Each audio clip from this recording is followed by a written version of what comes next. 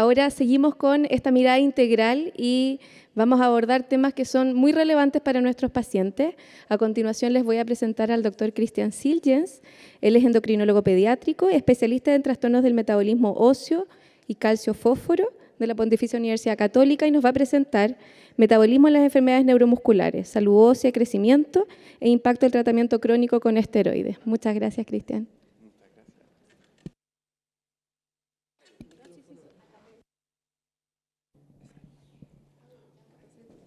Douglas, agradezco la invitación y la valentía por un viernes en la tarde escuchar una presentación de endocrino. Lo que queremos prevenir en nuestros pacientes es que se fracturen, pero la fractura es un evento esperable en cualquier niño sano. Como ustedes saben, la incidencia de fractura en un niño sano es bimodal. Cuando están aprendiendo a caminar por esta conducta exploratoria, muchas veces desafiante, y en la pubertad, porque recuerden que el crecimiento en la posición, en el desarrollo óseo, primero es en largo y luego en grosor, o sea, la cortical engrosa después.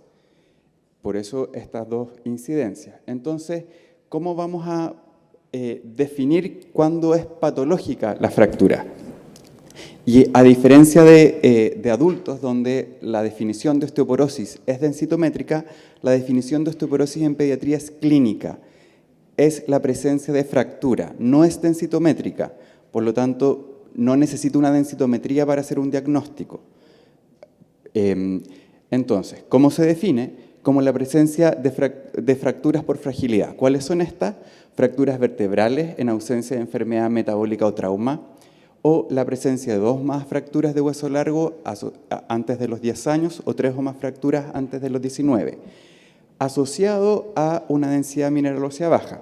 Pero una densidad mineral ósea normal no excluye la posibilidad de fragilidad ósea ni el riesgo de fractura.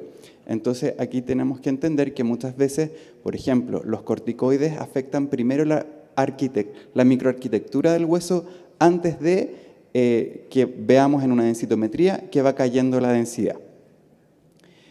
Dicho esto, y solo para que ustedes sepan, nosotros clasificamos la osteoporosis en primarias o secundarias. Las primarias tienen que ver con defectos genéticos, lo clásico es la osteogénesis imperfecta, mientras que las secundarias es donde está enfocada esta charla por nuestros pacientes neuromusculares. Y aquí hay varias cosas que quiero recalcar. Primero, la importancia del músculo en el hueso y del hueso en el músculo, y que ante el desarrollo de una osteoporosis por inmovilidad tiene especial relevancia la teoría del meconostato, donde nuestro anabolismo óseo se produce gracias a la fuerza muscular. Ahora, ¿cuál es la particularidad de nuestros pacientes? Recordemos que tenemos nuestro osteoblasto, nuestro osteoclasto y nuestro osteocito. Y van a haber varios mediadores que van a definir desbalances entre unos y otros. Recordemos también que el osteoblasto libera una molécula que se llama RANK ligando, que actúa en el osteoclasto, que actúa en los precursores de osteoclasto, los cuales son los monocitos, para favorecer la formación, la diferenciación de osteoclasto, y esto generar destrucción ósea. Entonces van a haber situaciones en las cuales se va a ver favorecida la presencia de osteoclasto. Por ejemplo, si yo tengo un paciente malnutrido o con deficiencia de vitamina D, va a aumentar la hormona PTH, que va a ir al hueso y va a degradar hueso. ¿Cómo? Porque actuar a través de la activación de RANK ligando. Citoquinas proinflamatorias, ya sea por tratamientos o por la misma patología per se, genera diferenciación de monocitos en osteoclasto, generando destrucción ósea. Y las neuropatías per se inhiben la presencia de otra hormona que se llama osteoprogesterina y que bloquea esta vía. Por lo tanto, también se produce este desbalance. Esto, no me voy a detener en esto, pero esto es la secuencia de señalización que nos habla de cómo la contracción, la fuerza, la carga, genera anabolismo óseo y genera diferenciación hacia osteoblasto y no hacia osteoclasto. Entonces, aquí estamos siempre balanceando nuestra respuesta anabólica y nuestra respuesta catabólica del hueso. Hay ante la presencia de carga mecánica, que es fundamental, ciertas hormonas, como la hormona de crecimiento, como en secreción pulsátil, la PTH va a favorecer una respuesta anabólica con la diferenciación de osteoblasto, mientras que hay ciertos elementos que van a disminuir la respuesta del osteoclasto. No me voy a detener en todas las interleuquinas, pero hay mediadores inflamatorios que hacen lo reverso, que favorecen la diferenciación de osteoclasto y disminuyen la respuesta anabólica del osteoblasto.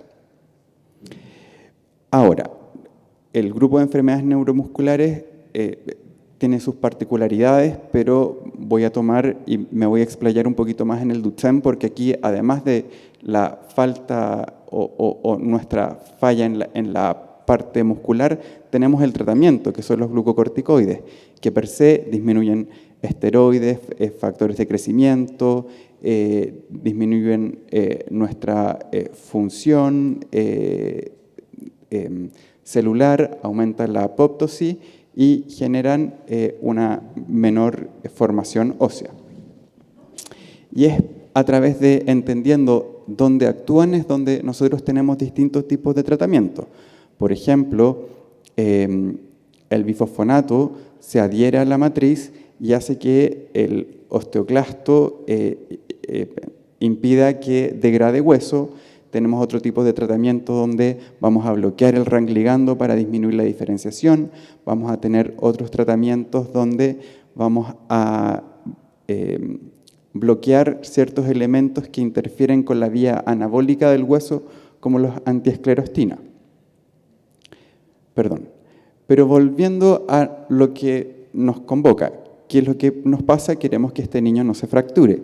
Y ahí vamos a tener nuestros factores de riesgo, la nutrición, la inflamación, los fármacos, la inmovilización, y nuestros pacientes de patologías neuromusculares, la verdad es que tienen todos los factores de riesgo que uno puede tener. Muchas veces tienen malnutrición por distintas causas, por mala ingesta, por polifarmacia, por restricciones de algunos alimentos, tienen un aumento del gasto calórico, tienen déficit de micronutrientes, inmovilidad, inflamación crónica y corticoides. Entonces, ¿cómo evaluamos a estos pacientes? Evidentemente, la historia clínica, cuánto están cargando, qué fármacos ocupan. El laboratorio, vemos marcadores de recambio óseo, el principal es las fosfatasas, medimos vitamina D, PTH. Y con respecto a las imágenes, la verdad es que no es lo más importante la densitometría. Lo más importante es siempre una radiografía de columna P lateral para evaluar fracturas vertebrales o ya indentaciones que estemos viendo nos van a hablar de este proceso patológico. Recordar que cómo evaluamos las fracturas vertebrales los clasificamos a través del método semicuantitativo de Yenand, donde vamos viendo qué porcentaje de disminución de altura tiene la fractura. Ahora, a diferencia de otras poblaciones donde uno quiere, para tener claridad o para decir tiene un 20%, está fracturado, en la población de alto riesgo nosotros nos vamos a esperar hasta que la medición nos dé un 20%, sino que ante una mínima indentación ya lo vamos a estar clasificando como una fractura vertebral. Y esto es para enfatizar que esto es un paciente con osteogénesis, pero quiero enfatizar que una densidad mineral ósea normal no descarta fragilidad. Fíjense que aquí yo les estoy mostrando dos densitometrías, arriba y abajo, que están normales. Sin embargo, yo aquí al lado, este es un corte de un PQCT, que es una herramienta que nos permite evaluar densidad cortical, trabecular, músculo. Fíjense que aquí Este corte en la primera imagen fue hecho justo en una línea de tratamiento de bifosfonato, donde vemos que en una densitometría se ve normal, sumatoria, y justo cuando pasa por la línea tiene una densidad ósea incluso alta. El paciente que fue tratado con bifosfonato y se suspendió el tratamiento, cosa que ya no se hace, pero antiguamente se preconizaban ventanas de tratamiento, ventanas de bifosfonato. Eso es un error, no se hace, pero antiguamente se hacía. Si ustedes van a ver esa densitometría, van a estar confiados que la densidad ósea está normal, pero si ustedes se fijan, va a haber zonas de mayor densidad con zonas de menor densidad. En esa zona de quiebre es donde se producen fracturas, y ahí estamos midiendo con algo que mide exactamente ese sitio, que es el PUC-UCT, cómo la densidad ósea está disminuida. Entonces, nuevamente, un valor densitométrico no es algo, es un elemento más, pero no es lo más importante. El manejo de osteoporosis en niños en general pasa por un tamizaje primero, por la nutrición, por el calcio, por la vitamina D, por el tratamiento propio de la enfermedad, por el ejercicio. Y los que nos convocan los endocrinos es terapia, ya sea antirresortivas como los bifosfonatos o anabólicas. Recordar que el mejor anabólico que tenemos son los esteroides sexuales. Por lo tanto, en esta población va a ser algo de especial relevancia ir a evaluar pubertad y muchas veces inducir pubertad. Yo me voy a detener un par de diapos más en Duchenne. ¿Por qué? Porque tenemos dualidad de no solo la parte muscular, sino que el mismo tratamiento que le estamos dando a estos pacientes nos genera varias complicaciones. Entonces, con respecto a la historia de fractura, sabemos que la primera fractura de hueso largo en esta población se produce alrededor de los 7 a los 9 años, y la primera fractura vertebral se produce entre los 8 a los 9 años, o 2 años desde iniciada el glucocorticoide. Por lo tanto, si ya tenemos claridad de cómo es la historia natural, algo tenemos que ir a hacer. Yo no me voy a detener en esto lo saben ustedes mejor que yo, los beneficios que tienen los corticoides en Duchenne, las distintas formas de terapia, los distintos corticoides que ocupan, y esto tuvieron una charla en la mañana que evidentemente en todo el principio de tratamiento de una enfermedad crónica es tratar la enfermedad de base, y aquí lo que estamos haciendo con los corticoides no es la mejor terapia, pero es la terapia que tenemos actualmente. Entonces, ¿cuál es la historia de fractura en un paciente con Duchenne? Con respecto a fracturas no vertebrales, más o menos entre el 30 y el 60% de pacientes va a tener fractura de hueso largo. Pero todos los pacientes, y esto ya está en varios papers, estoy citando un trabajo de la doctora Ward, el 100% de los pacientes tratados con glucocorticoide en Duchenne va a tener una fractura vertebral a lo largo de su vida. El 100%, todos. Por lo tanto, algo tenemos que ir a hacer. Lo que pasa es que ¿qué es lo que queremos evitar? Queremos evitar fractura de hueso largo para evitar la pérdida de ambulación, y queremos evitar las fracturas vertebrales, este colapso vertebral, porque claramente nos va a impedir o nos va a alterar la función respiratoria. Entonces, ¿cuáles son las consecuencias? Y aquí yo le estoy mostrando la imagen de una fractura en un niño con diagnóstico reciente de Duchenne. Las fracturas de huesos largos nos preocupan por las embolías grasas y, como les comentaba, las fracturas las vamos a ver después, las de vértebra. Pero también otra cosa importante de las consecuencias de fracturas de huesos largos puede ser que son de tal severidad que si no me anticipé a dar una dosis de estrés de corticoides en un paciente con corticoides, pueden caer en una insuficiencia suprarrenal, porque de verdad es algo energéticamente bien demandante para el cuerpo una fractura. Ahora, ¿cuáles son las consecuencias de las fracturas vertebrales? Además de dolor, deformidad y teóricamente la disminución de la función pulmonar. ¿Qué tratamientos tenemos? Para las fracturas, lo que tenemos hoy en día, lamentablemente, no es muy bueno, porque lo que uno debería apuntar es la terapia de restauración de la distrofina, pero para lo que tenemos actualmente, para las fracturas vertebrales, nos va bien con bifosfonato, y para las fracturas de hueso largo, lamentablemente, nuestros medicamentos anabólicos tenemos pocos en pediatría. El teriparatide, que es PTH recombinante, la PTH pulsátil, degrada hueso, pero pequeños pulsos, genera anabolismo del hueso, no está aprobada en pediatría. Los antiesclerostina, como el rosuzumab, todavía no están aprobados en pediatría, por lo tanto, aquí lo que nos quedan son los esteroides sexuales. Fíjense cómo es el diámetro del hueso en un niño sano versus en un niño con Duchenne. Claramente, si yo tengo un hueso más grácil, más delgado, menos cortical, va a fracturarse más. No me voy a detener en cómo los glucocorticoides generan osteotoxicidad, porque tienen varios efectos, eso es una clase de fisiología, pero sí les comento que mientras más años de glucocorticoide tengo, más va a ser la probabilidad de que me fracture. Y estos pacientes no detienen su tratamiento, a diferencia, por ejemplo, de otras poblaciones como un paciente oncológico, donde después de su leucemia tiene chance de recuperar densidad ósea.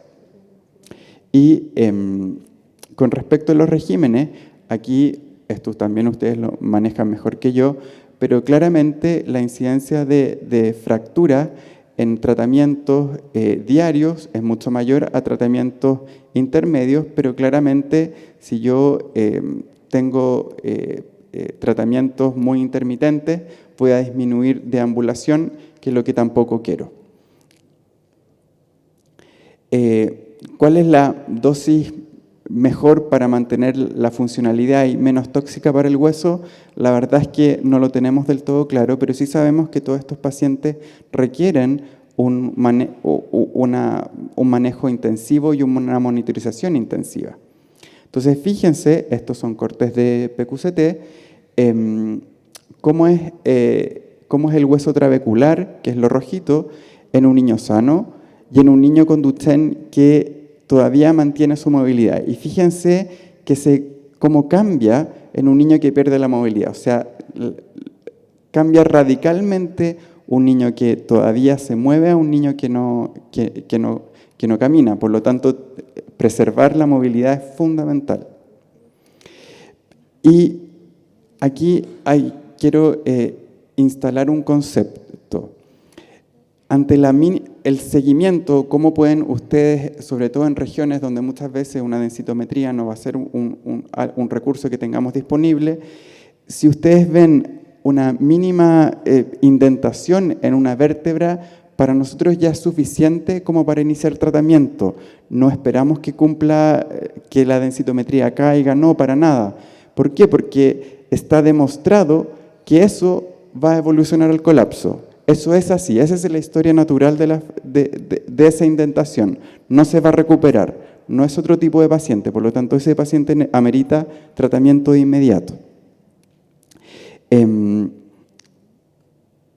Y yo les había mencionado que la definición de osteoporosis requiere la fractura vertebral y que se define como un 20% de pérdida en el ratio de la parte anterior con la parte posterior. Pero en este caso, la verdad es que como sabemos que va a evolucionar al colapso, no esperamos este 20%. Si estamos viendo algo es porque está ahí y tenemos que ir a actuar con eso. ¿Cuáles son los factores de riesgo en estos pacientes? Bueno, la miopatía, la dosis y la duración del glucocorticoide, el glucocorticoide per se altera el crecimiento, inhibe o muchas veces bloquea la pubertad. Si tengo una fractura previa, el riesgo es aún mayor. Por lo tanto, algo tengo que ir a hacer y tengo que ir a actuar, y no tengo que esperar hasta que me cumpla la definición, porque si esperé que me cumpliera la definición de osteoporosis, llegué tarde. Tengo que hacerlo antes. ¿Qué es lo que hacemos hoy en día? Nosotros en un paciente en tratamiento con corticoides hacemos densitometría, si es que tenemos disponible, y radiografías anuales. Si ya vemos una indentación, partimos tratamiento con bifosfonato. En pediatría, no, se los voy a mencionar después, mientras que si es raro, aquí pongo sin esteroides porque estaba pensando en otro tipo de enfermedades neuromusculares, ahí muchas veces puede dilatarse y podríamos pedir una imagen cada 2 años. Pero en Duchenne lo hacemos, una radiografía tiene que ser anual. Los bifosfonatos orales en pediatría no tienen cabida porque ninguno de los estudios en ninguna de las patologías ha logrado disminuir la incidencia de fractura. Y a nosotros no nos interesa que suba la densidad ósea, nos interesa que no se fracturen. Por lo tanto, es algo que lo mencionamos, pero no tiene cabida en pediatría. En adultos sí, en pediatría no ocupamos fosval hoy en día. ¿Por qué? Porque, como les mencionaba, no mejora el evento fractura, pero sí estos orales pueden mejorar un poco la densidad ósea. Ahora, ¿cuál es el problema? Que nosotros podemos mejorar el hueso trabecular con los bifosfonatos, pero no mejoramos la geometría con bifosfonatos, no mejoramos la cortical, no mejoramos el grosor, y es ahí donde queremos tratamientos modificadores de la enfermedad y queremos tratamientos que nos aumenten nuestra cortical, y es ahí donde los anabólicos tienen un rol. Ahora, con respecto al principio de las fracturas, de las enfermedades crónicas, queremos que el tratamiento trate la enfermedad de base. 2 palabras con respecto a vamolorone, que todavía no lo tenemos disponible. Aparentemente nos beneficiaría en la salud ósea. Se supone que nos mejoraría el crecimiento y la salud ósea, pero la verdad es que tampoco tenemos tantos años de seguimiento para ser concluyentes en eso. Esta es una molécula donde hay un cambio en la conformación en la posición 11, y ¿cuál es la particularidad? Que no es sustrato de una enzima que se llama 11-beta deshidrogenasa, que cliva, por lo tanto tiene menos actividad, pero sí es antagonista mineralocorticoideo, por lo tanto, ante una situación de estrés no podríamos ocuparlo. Ahora, tampoco deberíamos ocupar estrés con deflazacort. Yo sé que hay muchos colegas que lo hacen, que están con deflazacort y suben la dosis de deflazacort. Eso no es lo que sugerimos los endocrinos. Los endocrinos sugerimos que si hay una neumonía, si hay algo de estrés, nos pasemos a hidrocortisona, porque la hidrocortisona tiene mayor potencial mineralocorticoideo que el deflazacort. Entonces, ¿qué es lo que nos han demostrado los estudios con vamolorone? Que normaliza el crecimiento lineal, mejora los marcadores de recambio óseo, disminuye, pero no elimina, las fracturas vertebrales, pero no tenemos muy claro si va a mejorar, realmente va a tener algún impacto en la función cardiorrespiratoria, si va a normalizar la pubertad. 2 palabras con respecto a inducción puberal.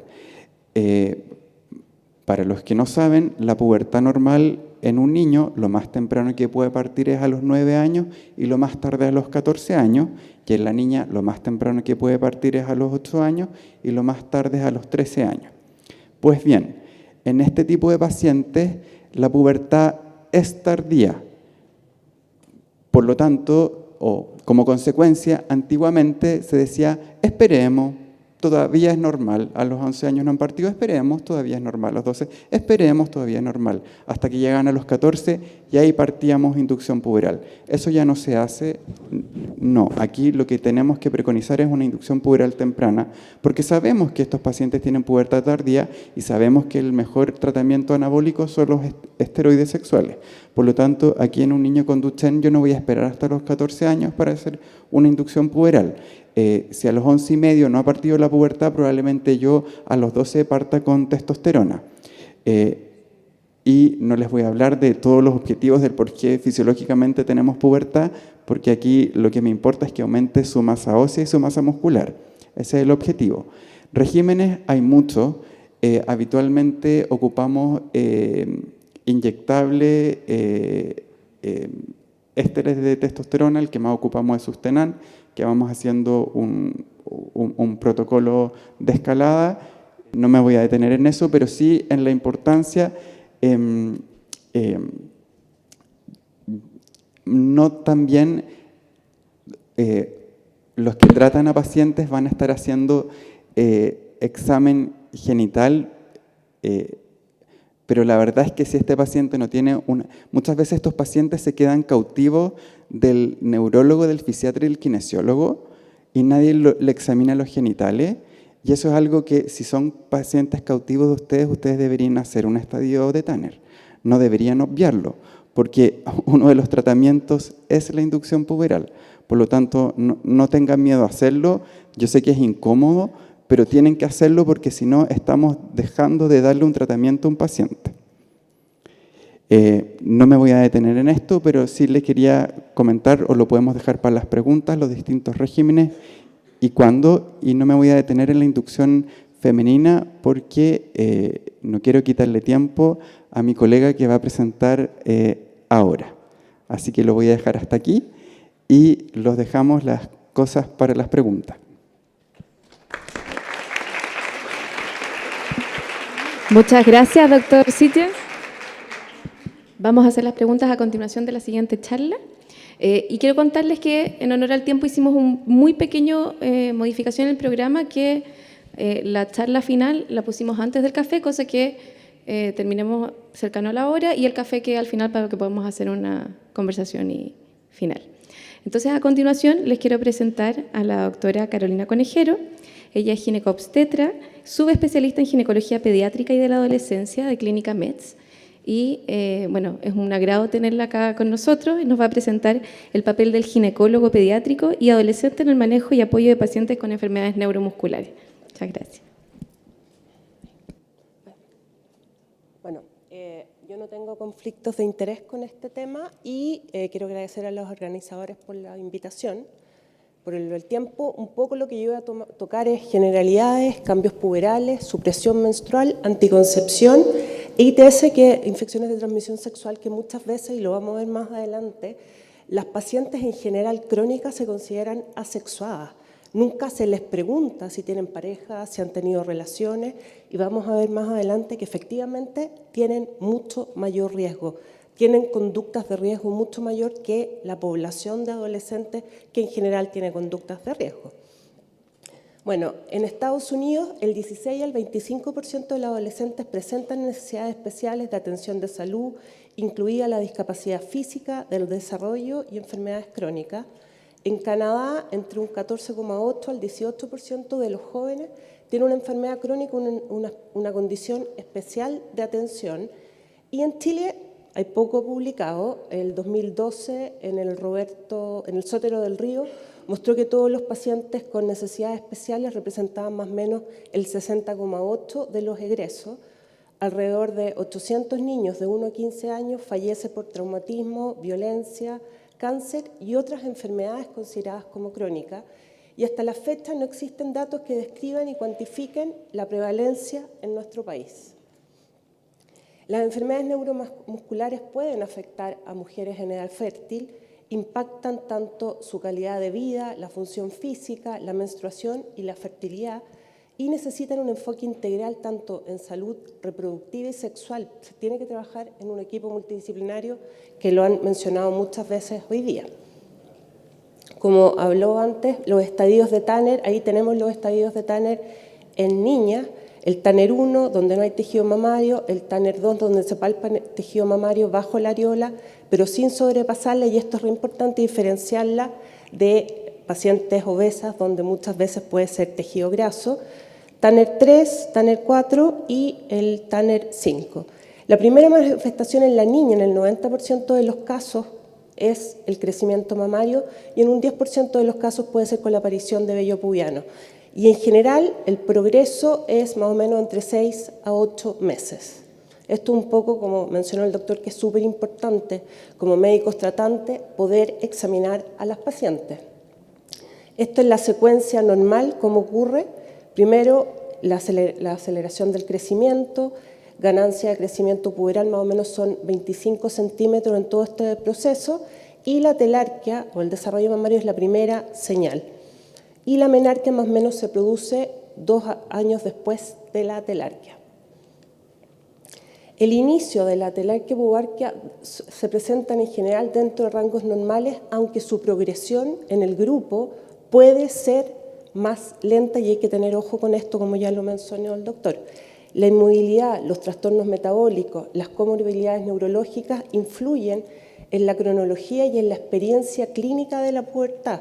A pesar de estas variaciones, en general, las niñas, esto es como general de enfermedades crónicas, logra completar el desarrollo, siendo la menstruación un aspecto que va a tener mucho interés y va a ser muy consultado por los papás o los cuidadores de estas pacientes, por la higiene, la calidad de vida y, como les decía, el tema de la llegada a la primera regla o menarquia es un tema que genera mucha ansiedad en los papás.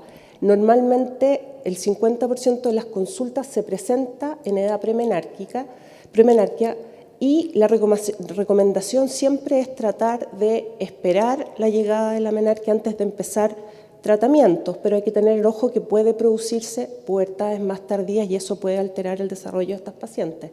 ¿Cuál es la preocupación? Cuánto es normal, la higiene y la aparición del dolor. Y la pubertad también puede ocurrir en edades similares, pero puede producirse más tardíamente en pacientes con alteración de la nutrición. Y esto es muy importante, esto es de la ECO, que menciona incorporar la menstruación como signo vital, ya que entrega una poderosa herramienta para evaluar el desarrollo normal y descartar condiciones patológicas serias. La menstruación en niñas y adolescentes con movilidad reducida constituye un desafío tanto para el clínico por su cuidado cotidiano. La higiene menstrual puede verse dificultada por estas pacientes a veces están inmovilizadas, requieren de terceros para el aseo, a veces la postura prolongada, usan dispositivos de apoyo, lo que aumenta el riesgo de irritación cutánea, infecciones locales, incluso úlceras en la región genital. La dismenorrea en este grupo también puede intensificar la sensación de malestar y limitar aún más la calidad de vida. De hecho, hay reportes en este grupo que reportan mayor dismenorreas que la población normal, un 18 versus un 5%, y resulta esencial evaluar caso a caso las opciones terapéuticas que tenemos desde medidas locales de apoyo, educación a los cuidadores, y en casos seleccionados podemos hacer lo que se llama supresión menstrual con el objetivo de reducir complicaciones, optimizar el confort y favorecer un manejo integral de la salud reproductiva de estas pacientes. La supresión menstrual, tanto los endocrinólogos como los ginecólogos la usamos en muchas pacientes con necesidades especiales, endometriosis, viajes, luna de miel, viajes de cuarto medio, pacientes con alteraciones hemorrágicas y enfermedades crónicas que se reactivan con la menstruación, las migrañas, el asma, la epilepsia, la porfiria y la esclerosis múltiple.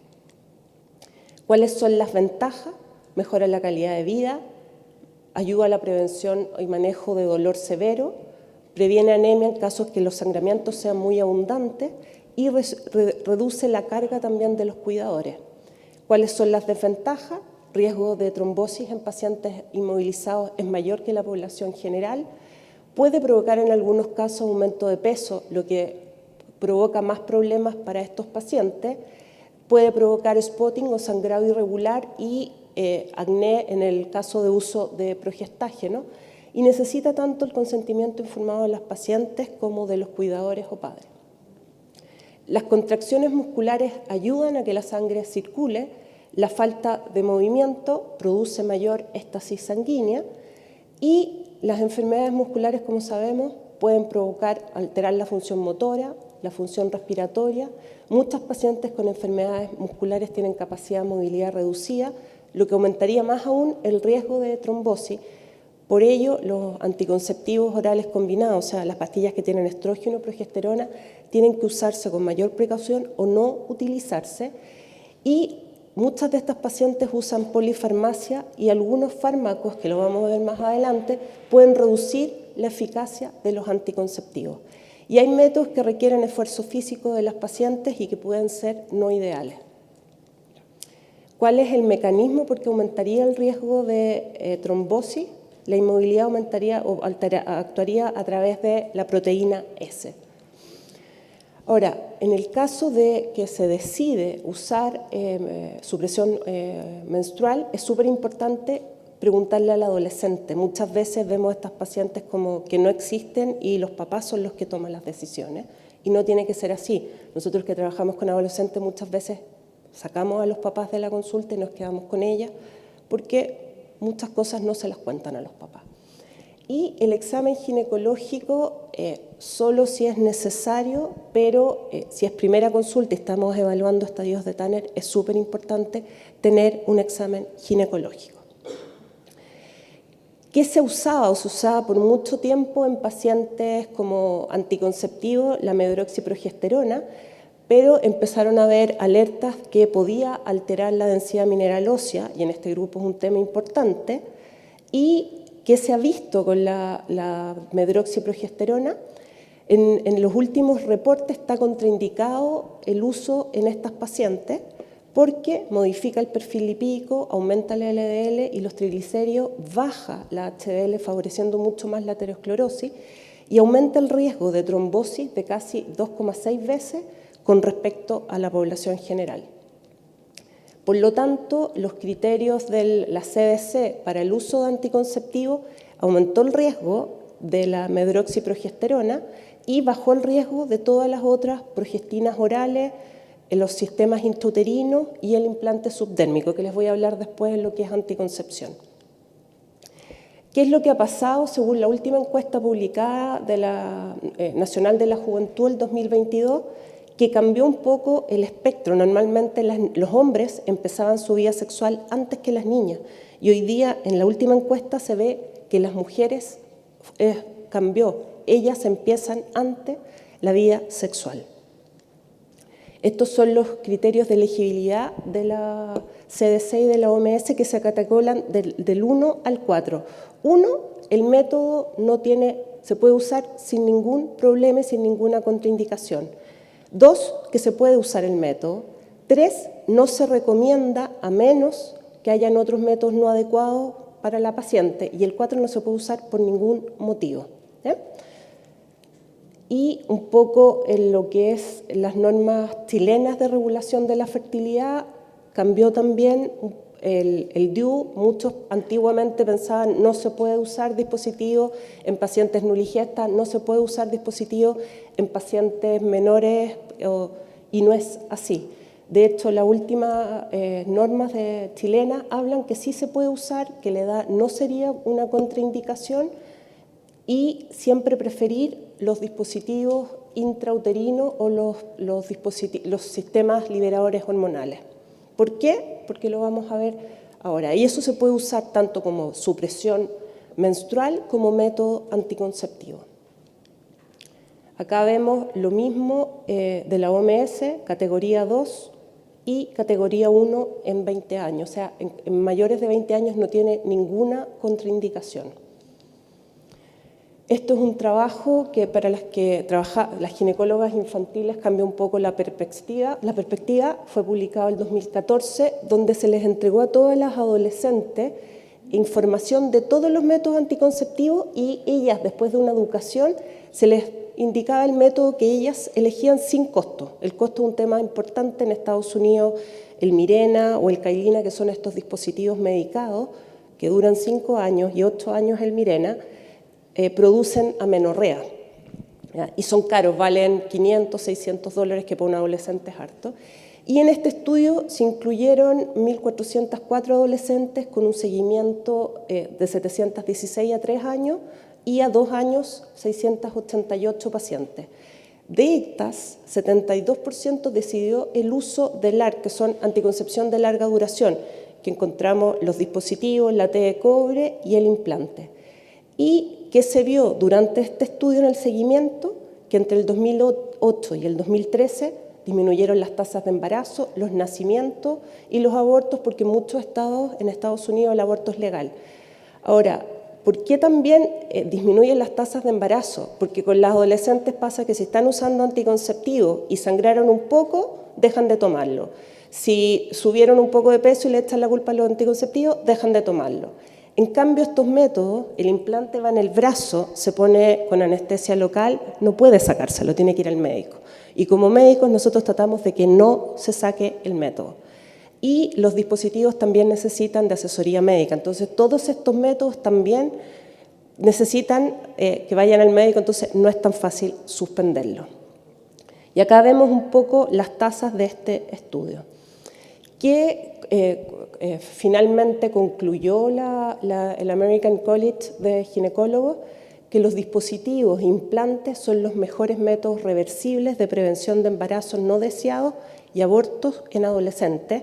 Los LARCs deberían ser siempre la primera línea de anticoncepción en mujeres adolescentes y las mujeres deberían ser siempre aconsejadas para usar estos métodos. Tienen un 1% menos de tasa de falla, altas tasas de satisfacción y utilización continua, no lo suspenden, sin necesidad de adherencia diaria y siempre el uso, lo que nosotros hablamos de doble protección, el uso consistente de preservativo para prevenir todas las infecciones de transmisión sexual. Entonces, una adolescente usuaria de anticonceptivos de corta duración, orales, el anillo, es una paciente que tiene 22 veces más riesgo de embarazo que una usuaria de estos métodos de larga duración. ¿Qué es lo otro que tenemos que considerar también en estas pacientes? Que muchas pacientes usan muchos medicamentos y que estos medicamentos también son teratogénicos. Entonces, si se llegan a embarazar, van a producirse malformaciones en los recién nacidos. El 40% de las adolescentes que reciben fármacos psicotrópicos están asociados al uso de otro medicamento. La polifarmacia aumenta el riesgo de interacción y con estos métodos de larga duración no hay interacción. Entonces, en enfermedades crónicas en general y anticoncepción hormonal no existen diferencias entre pacientes con enfermedades crónicas y población normal en relación a la actividad sexual. Hay que cambiar eso de que son asexuadas. Requieren consejería en interacción de medicamentos, tienen de riesgos y efectos adversos, el riesgo de embarazo no planificado en la patología de base, la teratogenicidad y la interacción que es dosis dependiente. También tenemos que considerar la anticoncepción de emergencia. La anticoncepción de emergencia en nuestro país es de libre disposición, se puede ir a la farmacia. Hace unos años pedían ir acompañado de un adulto mayor de 18 con una receta médica y además quedaba a criterio de la persona en la farmacia porque consideraban que era abortivo, entonces a muchas pacientes no se lo vendían. Es el único método anticonceptivo que las mujeres pueden utilizar para prevenir un embarazo no deseado después de una relación sin protección, o en el caso de una relación en que no haya método anticonceptivo, en el caso de una relación sexual que ocurrió, usaron preservativo, pero se rompió el preservativo o se olvidó tomar las pastillas, y es en caso de violación. Esto hay dos presentaciones. Una es progestágeno solo, que son las que venden en la farmacia, o el antiguo régimen de IUSPE, que es estrógenos más progesterona. Esta es una aplicación que hay de la CDC en el celular, que según la patología, uno pone la patología y aparecen qué anticonceptivo y la categoría del anticonceptivo, que si se puede usar, no se puede usar, o la contraindicación. Ahora, en conductas sexuales, la sexualidad es un derecho universal. Las personas con discapacidad enfrentan mayores riesgos y barreras. Es súper importante el enfoque integral y no discriminatorio. Preguntarle a las pacientes si tienen pareja. Muchas no tienen, nosotros ya no les preguntamos a los adolescentes si tienen pololo. No tienen pololo, están saliendo y tienen relaciones sexuales. Conocen a alguien en una fiesta y tienen relaciones sexuales. O sea, lo del pololeo es ya antiguo, es para nosotros. ¿Por qué tienen también estas pacientes? Hay que considerar que tienen 6 veces más riesgo de abuso. ¿Y por qué? Porque dependen de sus cuidadores. Ellas tienen dificultad a veces para reconocer o comunicar el abuso porque son sus cuidadores, son los que las ayudan día a día. Hay una alta prevalencia, esto es en discapacidad intelectual, en las enfermedades crónicas que hay discapacidad, y en las motoras también, no solo en la discapacidad intelectual, porque uno siempre piensa que las pacientes con discapacidad intelectual son mucho más abusadas, pero las pacientes con discapacidad motora también, y el abuso viene de los cercanos, de los cuidadores generalmente. Hay un subregistro, en general hay un subregistro de las denuncias de abuso sexual y hay falta de denuncia. Esto a todo nivel, no solo en este grupo, pero a todo nivel en adolescentes.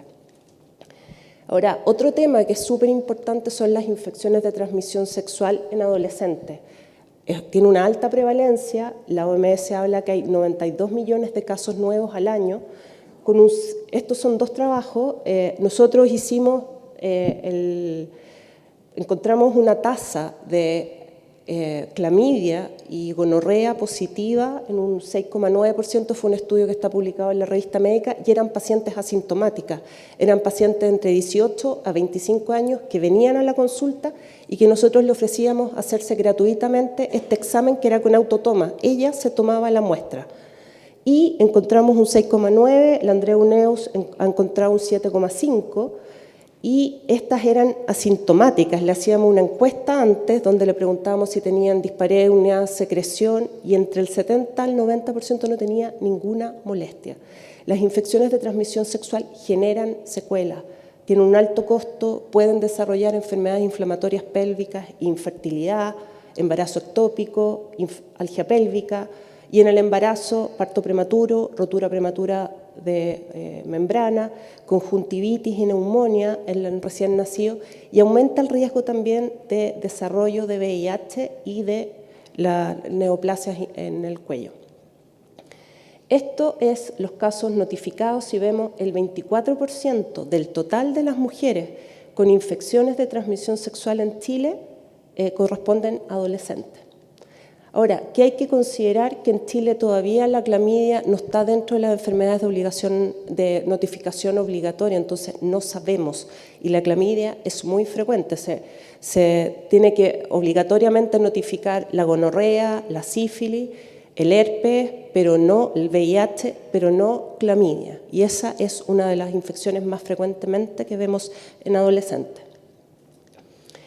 ¿Cuáles son las normas de control en pacientes para la clamidia? Es un screening anual en menores de 25 años, puede ser hecho en orina, puede ser hecho con autotoma o puede ser hecho por el médico en la consulta.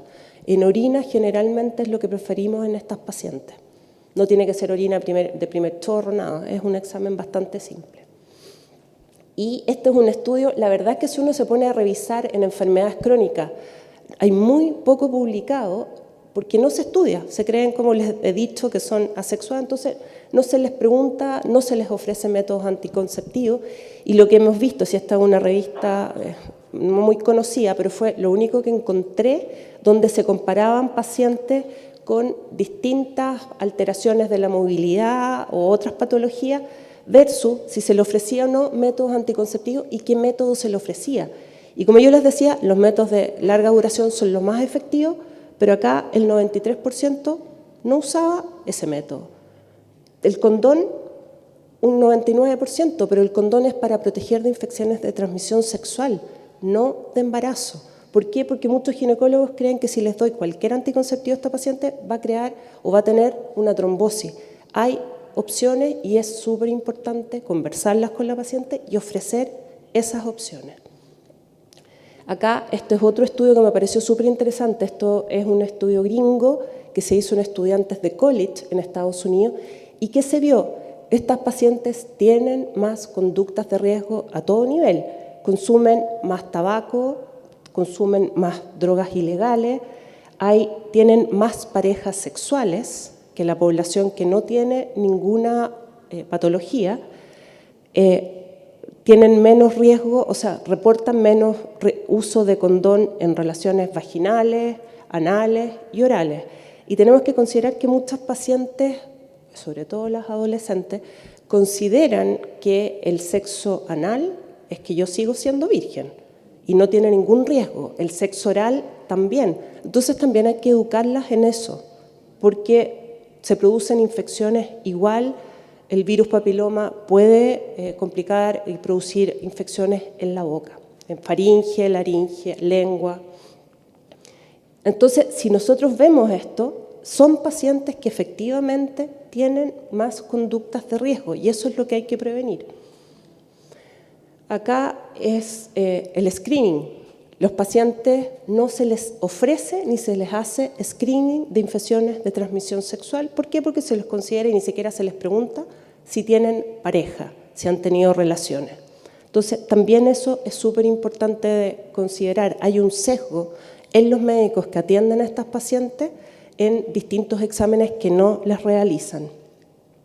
Entonces, ¿qué pasa con estas pacientes? La educación sexual es insuficiente o inexistente, tienen riesgo o uso irregular del condón, tienen diagnóstico y prevención retrasados, tienen más riesgo de infecciones de transmisión sexual, riesgo de VIH, no se les hace estudio de ITS, tienen un acceso muy limitado a anticoncepción, pero más aún menor en el uso de anticoncepción de larga duración, y hay estigmas sociales que dificultan la planificación. Las dificultades cognitivas o comunicacionales, el riesgo de coerción o manipulación, necesitan reforzar sus derechos sexuales y reproductivos. Estas pacientes también tienen baja autoestima, están más aisladas y por eso tienden a tener estas conductas de mayor riesgo, mayor dependencia emocional, y está descrito que tienen mayor, aparte del mayor abuso, mayor riesgo de violencia en la pareja. ¿Qué pasa con los profesionales de la salud? Los profesionales están poco capacitados en discapacidad y sexualidad. En el 2021 se le hizo una encuesta a médicos generales que el 60% decía que no entregaba la misma calidad de atención en pacientes sanas que en pacientes con alguna patología. Y eso es un tema. Los prejuicios, como yo les he repetido a través de esta presentación, se asume que no tienen vida sexual. Entonces, es súper importante cambiar ese paradigma. Los médicos tratantes, preguntarle a sus pacientes, derivarlas a ginecólogos, ojalá de adolescentes, porque tenemos otro enfoque distinto al ginecólogo general. Y tienen dificultades de acceso físico a exámenes y controles. En pacientes adultas tienen menos screening de infecciones de transmisión sexual, de Papa Nicolau. Ni siquiera se les pregunta o se les toma Papa Nicolau a pacientes adultas, e incluso mamografía. Entonces, tienden a tener más cáncer o se detecta esas lesiones mucho más tarde que en una mujer que no tiene patología. Entonces, ¿cuáles serían los mensajes de esta presentación? Que estas pacientes tienen mayor vulnerabilidad, se considera que no tienen derechos, y eso es súper importante cambiarlo. Tienen una necesidad de educación sexual adaptada a lo que ellas necesitan. Tiene que ser un acceso equitativo a anticoncepción y también salud sexual. Hablar del futuro, su fertilidad. Hay algunos casos en que sí se pueden embarazar, pero tiene que ser un embarazo controlado.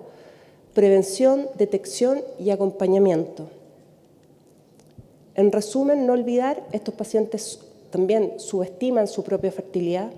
El personal de salud tiende a subestimar la actividad sexual y las necesidades de anticoncepción, en general en pacientes con enfermedades crónicas y discapacidad.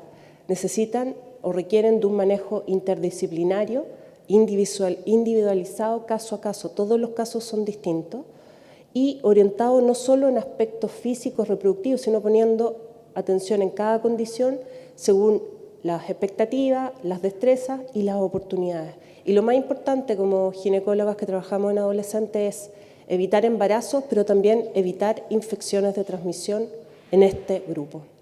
Muchas gracias.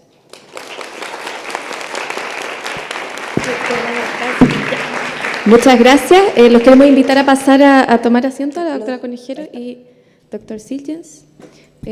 Sin duda tenemos tareas pendientes en ambos temas, así que muchas gracias por sus excelentes exposiciones.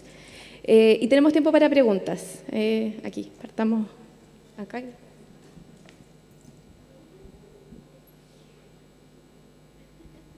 Aló, ya. Esta es una pregunta más que nada dirigida al doctor. Me causó mucha... O sea, estos simposios sirven mucho como para ir repensando muchas cosas que a veces uno pasa por debajo. Mi pregunta va dirigida al tema de lo que es el examen que muchas veces se pide en el hospital para saber como el metabolismo de las proteínas, hablándolo como en el sentido de neuromuscular, que es el BUN, que es el examen que se hace a la sangre para saber los desechos nitrogenados en estos casos por el tema de las proteínas, donde muchas veces en los hospitales se hace una evaluación para saber si estos pacientes son candidatos para trabajar la fuerza o no. Me pasó cuando hice mi internado en el Instituto Nacional del Tórax, donde lo hacíamos mucho, cada 24 horas, pero semanalmente, para saber si este paciente era como apto para el ejercicio de la fuerza o para saber si es que era candidato a que pudiéramos hacer un trabajo como de aumentar o no la resistencia al ejercicio como tal. No sé si en estos pacientes será factible como realizar eso para saber y nosotros tener conocimiento como ya estos pacientes se encontrarán en un metabolismo catabólico o en un metabolismo anabólico frente a lo que es las proteínas. Es como una pregunta así como muy general, no sé si conoce frente a ello. Y lo otro, el beneficio muchas veces de la creatina con la L-carnitina a la salud ósea, que he escuchado mucho de los pacientes que yo les pregunto normalmente así como, ¿y para qué le dijeron que tomara creatina? ¿O para qué la L-carnitina? No, para que mis huesos sean más fuertes. ¿Tiene evidencia como que usen creatina y L-carnitina para la salud del hueso? No, no en este grupo de pacientes, no está demostrado, no hay un estudio randomizado, doble ciego en pacientes así que yo te diga, lo recomendamos, no. Con respecto al BUN en esta población, es un elemento, pero tampoco es el mejor elemento. Ahora, muchas veces hay otras mediciones que pueden pedir los nutriólogos para evaluar esto, pero también qué es lo que tenemos disponible, porque por ejemplo, para evaluar el metabolismo óseo, tú en el hospital no vas a tener CTX, no vas a tener... Entonces, ¿qué es lo que tenemos? Claro, el BUM es lo que tengo y me sirve. La fosfatasa alcalina es lo que tengo y me sirve. ¿Van a haber mejores cosas? Sí, pero la verdad es que es un indicador que me ayuda. Hola, ¿qué tal? Quería agradecer mucho sus presentaciones, en realidad estuvieron muy interesantes. Mi nombre es Antonio y trabajo en el Hospital San Borja. Colaboro con la Fundación Duchenne y en los últimos años he tenido la oportunidad de poder trabajar en proyectos de investigación y de educación en familias con distrofia muscular de Duchenne. Desde ahí, plantear la pregunta en torno al manejo de los corticoides. Se sabe todos los beneficios que tiene esta terapia en estos tipos de pacientes, sobre todo asociado a la mantención de la marcha. Pero la pérdida de la marcha es variable en la distrofia muscular de Duchenne, sabemos que se puede dar entre los 7 y los 15 años habitualmente. Y esta pérdida de la marcha marca un hito muy importante en torno a la trayectoria de la enfermedad. Pero así como tiene beneficio el corticoide, también tiene todos estos efectos deleterios que pudo mostrar en su presentación. Y desde ahí preguntar cuál es el tiempo que debería seguir el paciente tomando corticoides, tratando de poner en la balanza los beneficios contra los efectos deleterios que puede llegar a tener. Sobre todo en el tema de la no adquisición de estas características sexuales secundarias, que muchas veces limitan a estos pacientes incluso a tener vías sexuales activas a una edad prudente. Y se lo pregunto porque me tocó ver alrededor de 50 pacientes en estos proyectos de investigación y la forma de administración de los corticoides en realidad entre pacientes era muy variada. Me tocó ver a algún paciente que tenía 20 años y parecía un niño de 10 años sin características sexuales secundarias y que muchas veces eso va a limitar también a su vida sexual activa que pudiese llegar a tener. Esa es una impresión y crítica también que tenemos los endocrinos con respecto a la poca uniformidad que vemos en los distintos esquemas de corticoides, el tipo de corticoide, no en la institución que yo trabajo, pero sí es algo que nos impresiona a los colegas porque el doctor, ¿cómo así? No hay una guía PINDA como en oncológico, algo así. La verdad es que ahí no me puedo referir a eso y tampoco te puedo decir, ahí hay que cortarlos, no, porque la deambulación marca un hito, sino que lo que tenemos que hacer es activamente saber que se van a fracturar y que todos en el hospital tienen acceso a radiografía de columna. Entonces eso no puede dejar de hacerse. Tú tienes que estar una vez al año tomando una radiografía para ver si hay una indentación, partir bifosfonato y activamente estar evaluando Tanner para generar una inducción puberal temprana. Muchas veces basta con hacer algo que le llamamos priming, para la gente que es de campo, cuando uno tiene que sacar, yo soy del sur, y cuando uno tiene que sacar agua del río, tú cebas la bomba, pero después la bomba funciona. Pasa lo mismo, muchas veces uno tiene que colocar un poquito de testosterona para que esto parta, y muchas veces uno tiene que hacer la inducción completa. Pero es algo que si yo no voy a buscar, no lo voy a detectar. Entonces, más que detener el corticoide, no, eso continúa por lo principal, sino que vamos a ir a lidiar con el efecto secundario, que es algo que no nos resulta extraño a nosotros en endocrino. Vemos pacientes oncológicos donde la quimioterapia nos hace fallar la tiroides, nos hace fallar las gónadas, lidiaremos con eso. Que hay muchos neurólogos, el ácido valproico, un porcentaje produce hipotiroidismo, pero no le voy a sacar el ácido valproico al paciente, sino que tratar el hipotiroidismo. Entonces, básicamente es lidiar con eso. Acá tenemos otra pregunta para la doctora. Sí, hola, Marisol Páez, soy mamá de una paciente neuromuscular y la pregunta es para Carolina. Sí. Quiero, en realidad, más que una pregunta, es como una reflexión también. Lo que pasa es que mi hija está en silla de ruedas y por tanto nosotros quisimos por la incomodidad, en cierta forma cortar el periodo. Y lo comenzó a hacer como a los 11 años, lleva 4 años. Y luego de exámenes de sangre, que esto fue hace unos meses atrás, nos dimos cuenta que tenía unos nódulos en el hígado. Y esto era un efecto colateral, por lo que nos informaron, de justamente los anticonceptivos. El tema es cómo nosotros poder saber con anticipación, porque nadie nos informó que tenía estos efectos colaterales. Entonces, si hubiéramos sabido, quizás hubiéramos hecho algún tipo de seguimiento con eco, resonancia, que es lo que estamos haciendo ahora. Pero creo que es importante también informar a las familias de esto, porque después de 5 años, porque incluso podría ser un cáncer, ¿no? Podría transformarse en algún tumor. Entonces, creo que es bastante importante eso, es solamente eso. Y me gustaría también tus comentarios al respecto. Mira, en general, como yo lo decía ahí, nosotros nos diferenciamos un poco de los ginecólogos más de adultos, porque es distinto el enfoque con adolescentes, ¿ya? En todo lo que yo les he explicado un poco, riesgos, y en el tema de anticoncepción es un tema súper importante. Los estrógenos está descrito que pueden producir alteraciones hepáticas. Lo que le pasó a tu hija es raro, no es habitual, ¿ya? Yo no sé por qué no le ofrecieron en ese minuto, que es lo que nosotros usamos más, si quería supresión hormonal, usar algún método, un implante, obviamente un dispositivo, se puede poner. Yo tengo pacientes con 14, 13 años con epilepsias catameniales, que está descrito que el uso de dispositivos intrauterinos, el Mirena, que es un poco más grande, que tiene más carga hormonal, baja el riesgo, produce más amenorrea que los anticonceptivos orales, hay menos spotting y lo ponemos en pabellón. es una opción.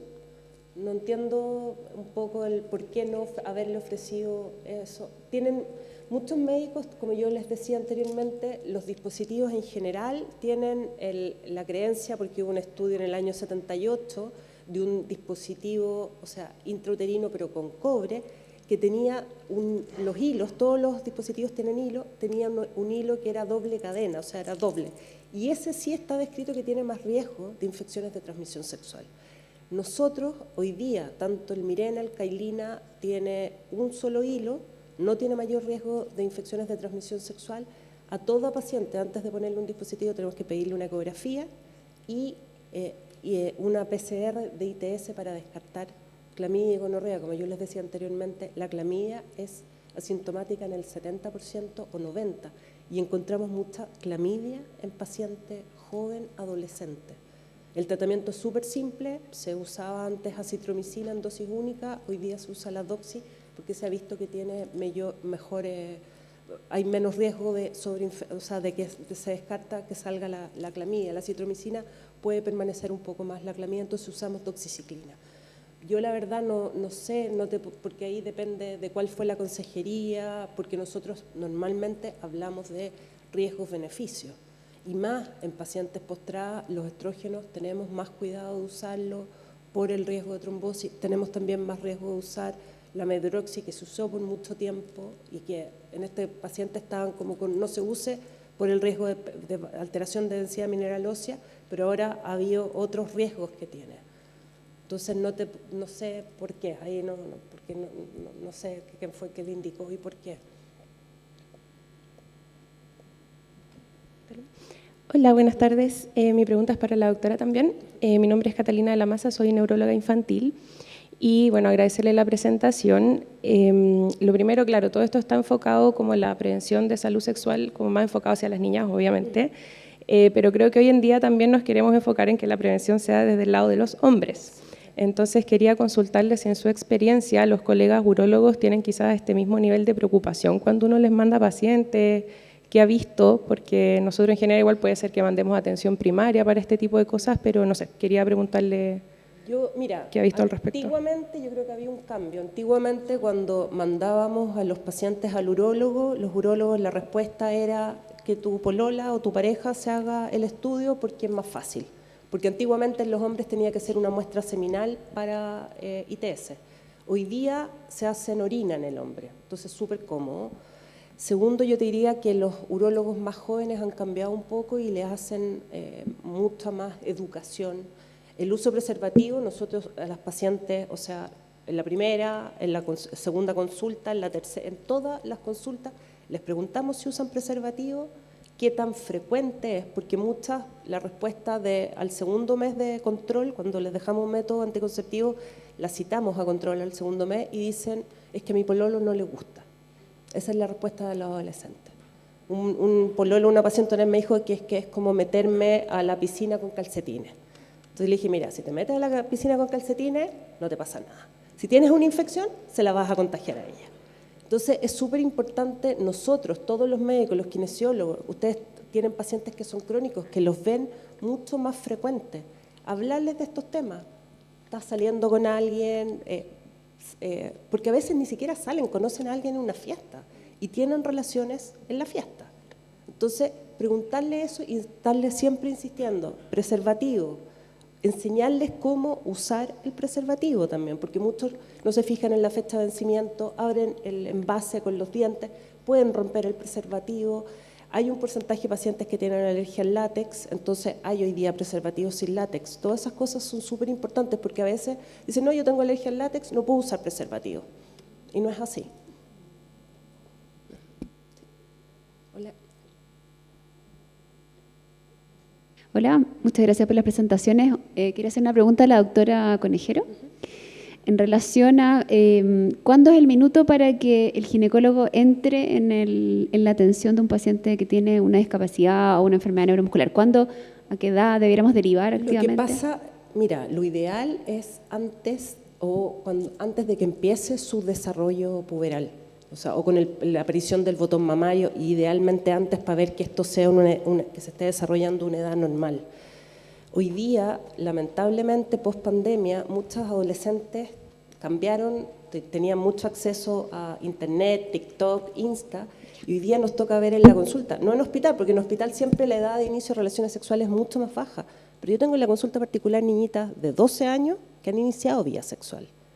Entonces, no hay una edad, hay que empezar a hablarles de chica. Nosotros lo que hacemos en la consulta es sacar a la mamá, o a veces es bien difícil porque hay mamás que no salen, pero en la sala de examen las examinamos solas. Y ahí pueden contar, porque muchas veces con la mamá ahí es muy difícil que puedan decir algo o que te puedan...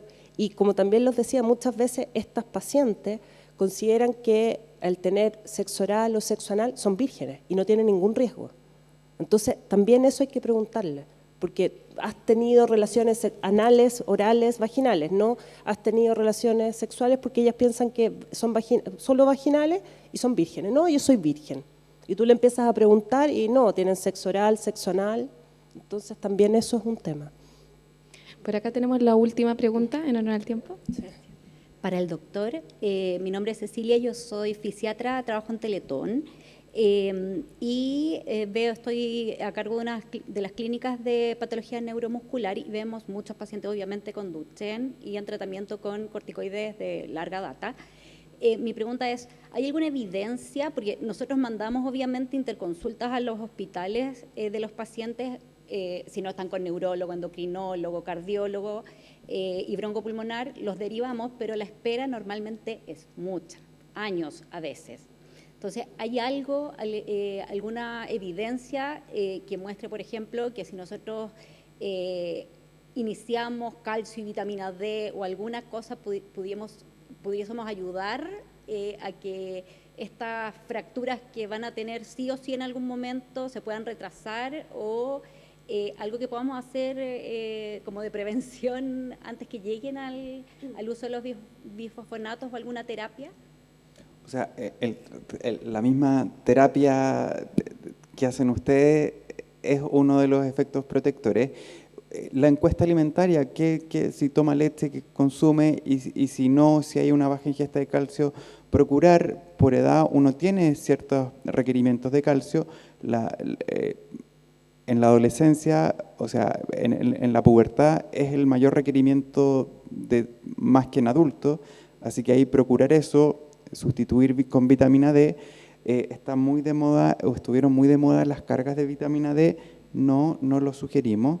Las cargas en adultos, para que ustedes sepan, aumentan la incidencia de fractura de cadera y en niños aumentan la hipercalciuria y eso a la larga, si ustedes van haciendo carga y carga y carga, están generando daño renal.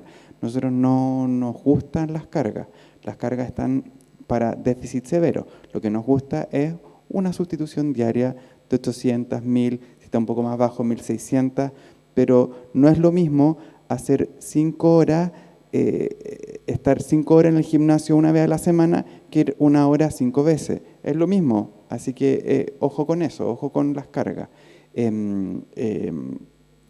Pero eso, más que eso, no, es el tamizaje, es el pedir la radiografía activamente.